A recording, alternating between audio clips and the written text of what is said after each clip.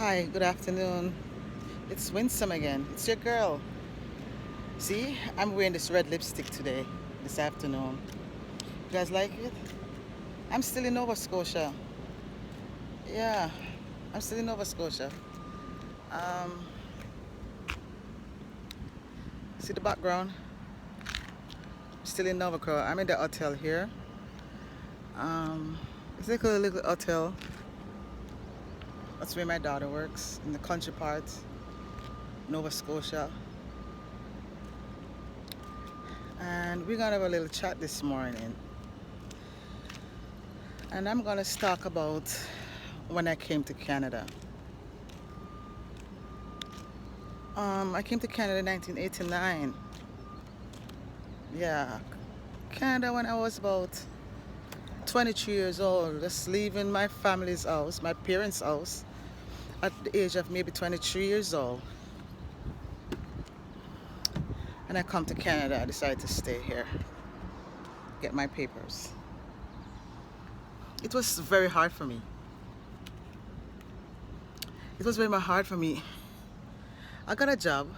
I came here in May, and I got a job in the summer in this Asian salon, a proper Asian salon downtown Toronto. It's a black-owned salon. I never usually have see a lot of black-owned salon here in Toronto. Yeah, a couple of them there still. I got a one-bedroom in Scarborough, intersection Birchmount and Lawrence, and I was getting like $220 a week, and my rent was $100 per week in this basement. Okay, young girl coming to a new country to start my life. I remember I used to use the same $220 or $210, and what I did was bought a barrel. I bought a barrel and I kept it in my room. And at that time, you have this store, big department store named Anisted. Anisted. That's where all Jamaicans, a lot of people go and shop and send their stuff home. They always have stuff on sale. They closed down now. I guess the owner passed away. The kids have it. It was right at the intersection of Bloor and Bathurst. And I used to shop my same $110 or maybe $120 a week. And I sent stuff to my mom, my family, food and stuff.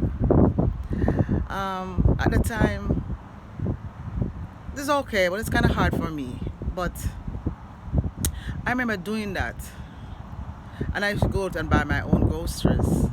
I make sure I have my egg, my bread, I have corn, and I'll buy my chicken. Little stuff I'll buy keep in my house, in my fridge. I used to cook and take it for lunch at work and eat.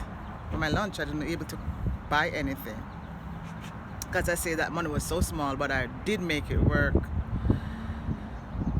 And I met my husband, and we get married. And it was a good time for me. Anyway, I did graduate. The school that I used to go in Jamaica, my teenager years, it's Prembecall Junior Secondary School. It's in Prembecall. That's where I used to go. I graduated from Prembecall School, and I get my diploma at the age of 17 going on 18. So when I come to Canada, I have all of that. So I make sure I come with all of that in my hand. When you're traveling to a different country, every course you do, every certificate that you have, you bring it along with you. When you pack your suitcase, make sure you put that in your suitcase because they're going to ask for it. I come back to Canada years after I've graduated from school. I come back when I came to Canada at that age. They placed me into I wanted to go back to high school. I wanted to go back to do some classes. They let me do this test, this entry test, to see what level education I have. I had, when they check me, I'm looking for something here. I'm going to put this phone up. Sorry. I'm going to put my phone up. I have a stand here, so there you go.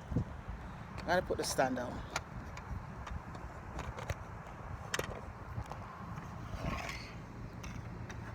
Oh, sorry. I'm just starting this thing here. Okay, now you can see me better.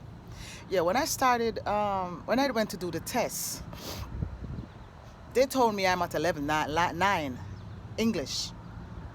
Because in Canada, allergies, see I come out here, allergy, it started bothering me.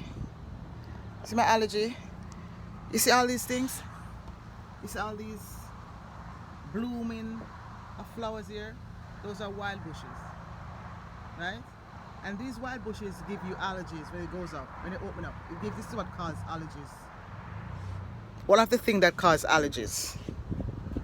So now, I decided to start to take some course in high school, grade 9 level. Now they put me now, you know. So they put me in grade 9 level, you know, say, all right then. So we start from basic and we start from scratch. I did the grade 9, they put me in grade 10, they put me in grade 11.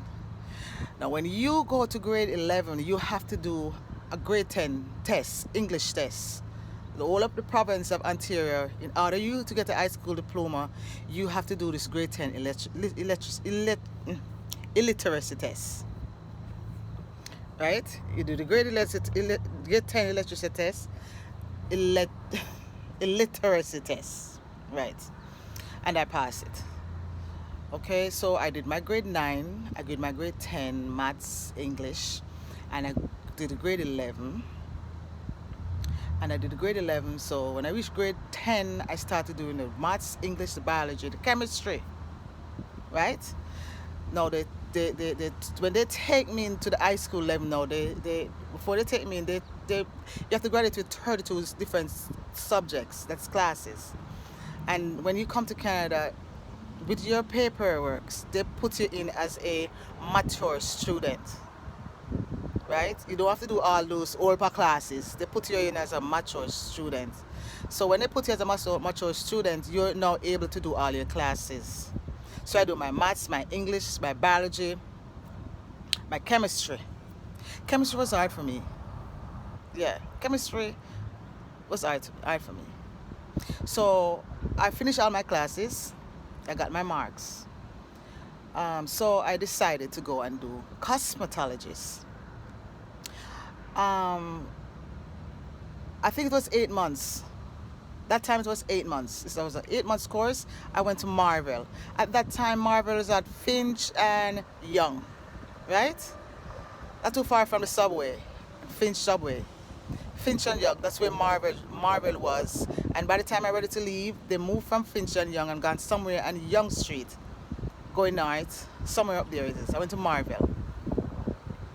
And now I become as soon as I finish the course, let me tell you something. Whenever you're doing a course, especially a trade course, as soon as you finish the course, don't make 1 month start, pass, and you don't do your board test.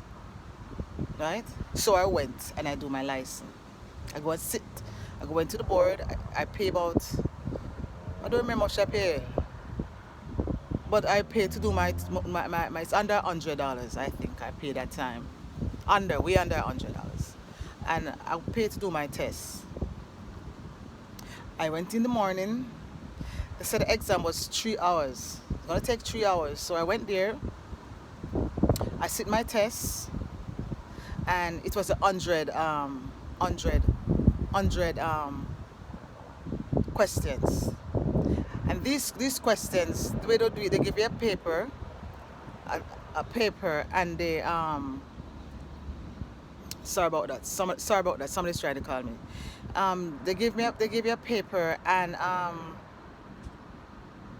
to shade in the answers, right? So you got a lot of questions, mostly in colors, right? So it was 100 questions and the pass I got my pass mark I get my pass mark my I got 80 out of 100. I did pretty well. Now I'm a hairdresser. Doing hair, you have to be the more you practice, the more you do, the more you the right get to do it right, neat, and classy, and more practice, right? Hairdressing school only teach you basic, so you have to learn from your basic. So I'm a hairdresser for a couple of years. Years I'm doing here. Years. Okay? So remember now I come from 89. So during the years I found out I have carpal tunnel syndrome. Carpal tunnel syndrome, it's in your wrist. You see? I did operation. I have to do an operation in my hand because it caused from tingling in your fingers, burning sensation, and then you watch your hands just keep on swelling in front of you, burning, pains you. You can't sleep at night. It's so uncomfortable. It's unbearable. So I went to the doctor. I get consultation. I went to the doctor. They said she sent me to a specialist. So I did the surgery on this the left hand first because I'm right-handed. So I did the surgery. After I did the surgery, not too long I started having it in the right hand. I went and do the surgery in my right hand because it's the same thing happening. So unbearable. I couldn't stand it. I couldn't stand it. I couldn't take the pain no more. So I decided to do the surgery. And carpal tunnel. Carpal tunnel is, let me tell you what carpal tunnel is. Carpal tunnel syndrome, it's an infection in your wrist. And it caused by any job you do that you have to rotate your wrist. Every time you rotate your wrist, it gives you information here. And the information in the hand, that's what causes it. So you have to do surgery. Now, I'll be doing here, before I do the surgery, I'll be doing here and the hot curling iron that you put in the stove. When I be using it, I can feel it. I can feel the curling iron. And one time I was doing this lady here, luckily she have on her cape, the iron just slip out of my hand and drop on her shoulder. Now she wasn't noticing it, but I see it, and I say, wow, this is dangerous. Right? This is dangerous. So that's when I did go to the surgery. So after I do the surgery, I noticed my hands start to get weak. Long after, my hands started to get weak now. So I can't even open my bottle properly. No screw, I can't open, I have to call my kids to help me. Right? And whenever I still do here, I still find the problem in my hand, the swelling. The stiffness in my hands. I don't know. It's information in the wrist, but I personally feel like it has something to do with hot water too. The hot and cold water that we use. I'm gonna turn it a little bit here. I think it have. Me think it have something. Me think it have something with the hot and cold water where we use with the hand. Right? So I decided to go back to school, and I did my personal support worker, and that's what they call in the States LCARE. We call it personal support worker, PSW. I went and I did that course, and I work on it for about 10 to 12 years. 2 years on the road, and 8 to 9 years in a nursing home. When I get the certificate, I didn't start working right away with it. When I get the certificate, I sit down on it for about 2-3 years. I love it, but I didn't love it that much. So I have it put down, still doing here. And I did it for a couple of years. I love my job. I love to do it. I love people. I love these people are so, these old age people, these old people don't, this is what they say in Jamaica. Once a man, twice a child. I mean, you will active right now at a certain age, and you start get older, you can't do things for yourself, and right there and then you realize that you become a child because you need help to clean yourself. You have help, even help to basic needs, to comb your hair, to brush your teeth, to do all those basic things that we can't do for ourselves. God bless all these personal support workers. Most of them love what they do. Some of them don't like what they do. Some of them is so rough. Yeah, some of them is so rough. Even the nurses too. I mean, you when you go in the field, you'll know who love to do their job. Cause when you don't love your job and doing this type of work, it will shows. It will show on you. The way you treat the people them, the way you talk to people them, the way you angle people them. Right? Some of these people do it for the money. And some of them really do it for the money. Some of them really do it because they love in their heart. There's a lot of love in their heart. There's a lot of Jamaican here that does it. And they really have a lot of love in their heart. And I'm going to say this. Big up to all PSWs. Big up to all personal support workers. Big up to all frontline workers. Big up to all RPN. Big up to our RPN, RN, right? That's registered nurse, and that's the RN, and then you have registered practical nurses. That's what we call RPN here in Canada.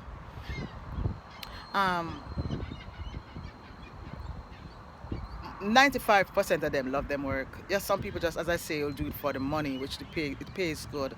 At the time when I start working, a couple years ago, I was making, when I just started, start making $14.95 an hour. And if you get a job with a private home, when you get the job with the government-owned buildings, at that time you could get at least $20, $25 at that time. But now I hear them gone into them 30s and maybe in their 40s. What the hell? Yeah. Yes. What the hell? I bought my house when I was making $14.95 an hour. On the grace of God, with four children. I'm a typical example of what you call a single mother. I'm a single parent. Yeah. Yeah, I'm a single parent. I did it on my own. Big up to God, big up to myself.